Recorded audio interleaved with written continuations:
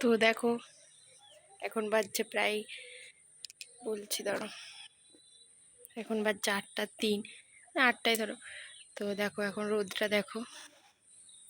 তো কদিন তো বলছিলাম ভীষণ বৃষ্টি হচ্ছে বৃষ্টি হচ্ছে, ভালো লাগছে না। এখন তো রোদ উঠেছে আর গরমও রেখেছে সেরকম, ভীষণ গরম। মানুষ কিসেতেও মোটামুটি শান্তি নেই। রোদ উঠলেও সমস্যা, বৃষ্টি হলেও সমস্যা, সবেতেই সমস্যা, তাই না? তো যাই হোক দেখো কি ভীষণ রোদ উঠেছে।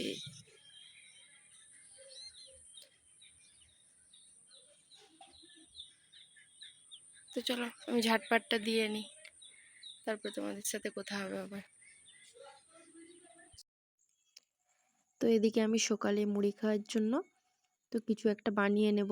তো কি বানাবো কি না বানাবো ভাবতে ভাবতে তো কালকে রাত্রের কিছু ছোলা ছিল, তো সেইগুলোই ভাবলাম আলু দিয়ে তরকারি করে নিই।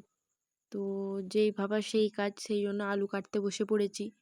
তো আলুটা কাটতে কাটতেই আলু কাটা কমপ্লিট হয়ে গেছে। তো ভাবলাম এবারে আরেক পাশে ভাত বসিয়ে দিই। তো সেই জন্য চালটা ধুতে চলে এসেছি।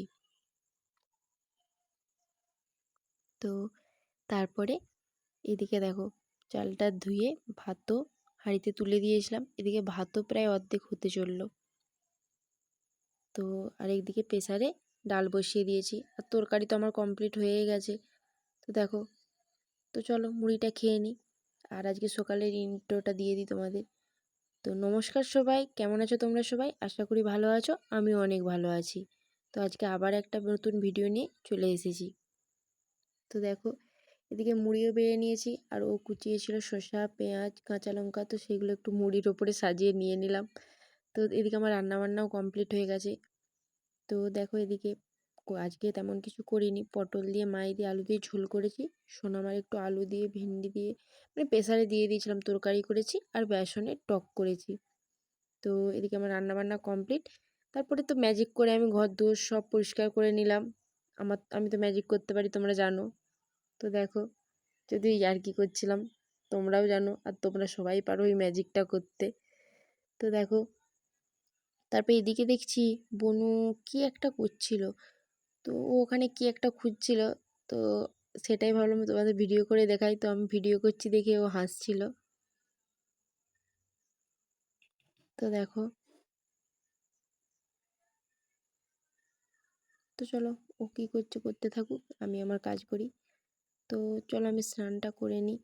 তো এদিকে আবার দেখলাম কি ঢাকা দিয়ে আছে, ও বাবা আবার বেদানা ছাড়িয়েছিল সেটা, আর এটাতে কাঁঠাল। তো চলো,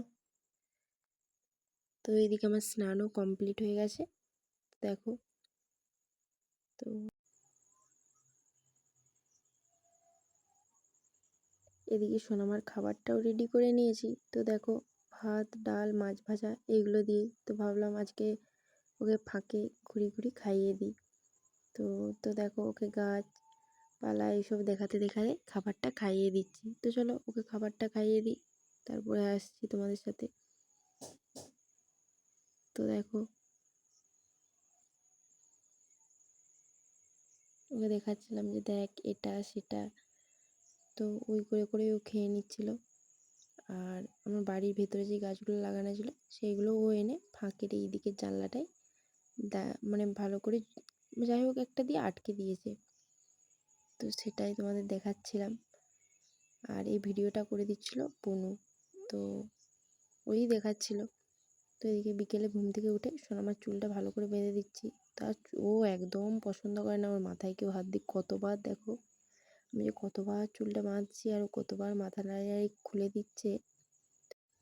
তো এদিকে ও চলে এসেছে ছাদে, আমি ও দুজনেই এসছে। তো ওদিকে খেলা করছে, আর হাতে ওর একটা আপেল দিয়ে দিয়েছি।